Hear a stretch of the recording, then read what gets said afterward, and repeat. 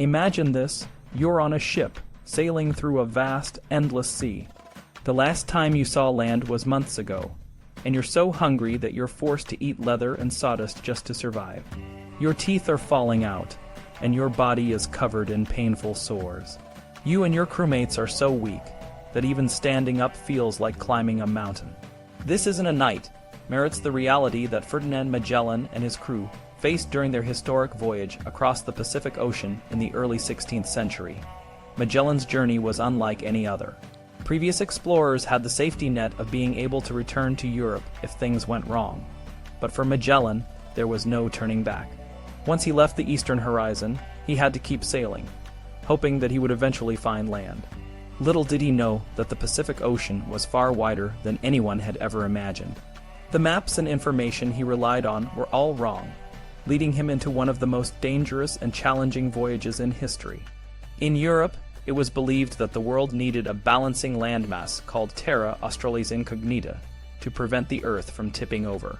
This was a common misconception, and it influenced many explorers, including Magellan.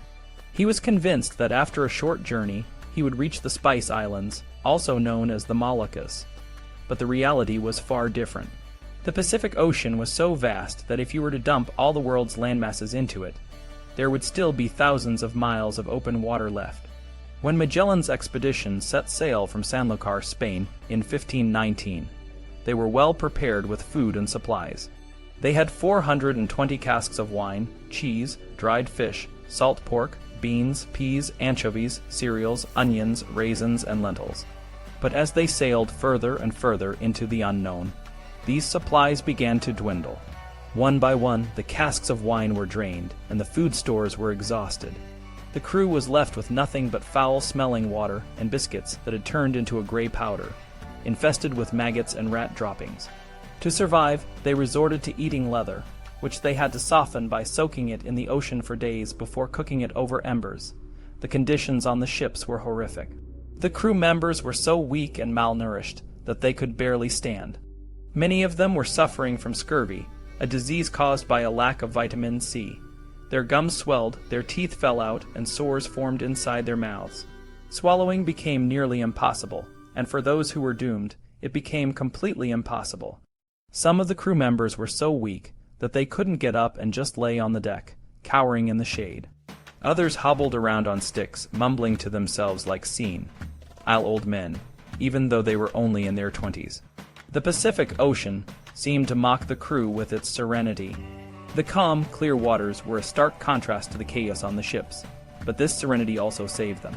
Antonio Pigafetta, one of the expedition's chroniclers, wrote that, "But for the grace of God and the blessed Virgin in sending us such magnificent weather, we should all have perished in this gigantic ocean." Despite the favorable weather, many of the crew members still died from starvation and disease. 19 men were thrown overboard, and those who remained were emaciated, hollow-cheeked wraiths. For 6 months, the ships sailed without encountering another soul.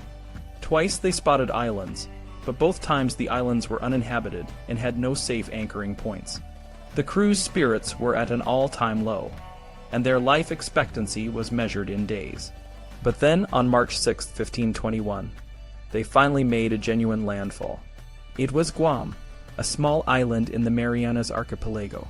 The island was inhabited by Micronesians, who were initially hostile, perhaps because of the stench coming from the ships. Despite the initial hostility, the island provided a much-needed reprieve. The crew was able to replenish their water supplies and gather fresh food, including fish, fruit, poultry, and meat. After a brief rest, the ships continued their journey and reached the Philippine island of Samar on March 16, 1521. They then discovered the smaller islands of Suluan and Hamanhin, located at the entrance to what is now Leyte Gulf. Magellan, believing he had found the Spice Islands, declared the archipelago and all its inhabitants the property of the Spanish king.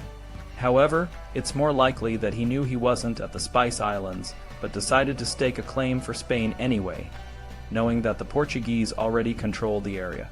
On Hamanhin, the crew found a hospitable native population.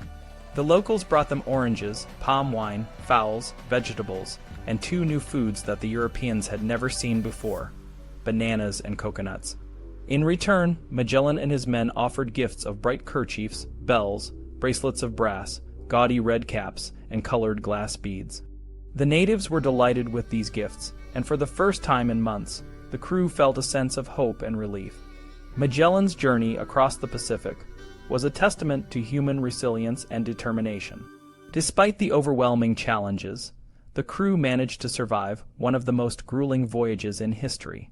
Their story is a reminder of the risks and sacrifices made by early explorers and the vast, often uncharted, nature of the world they sought to discover.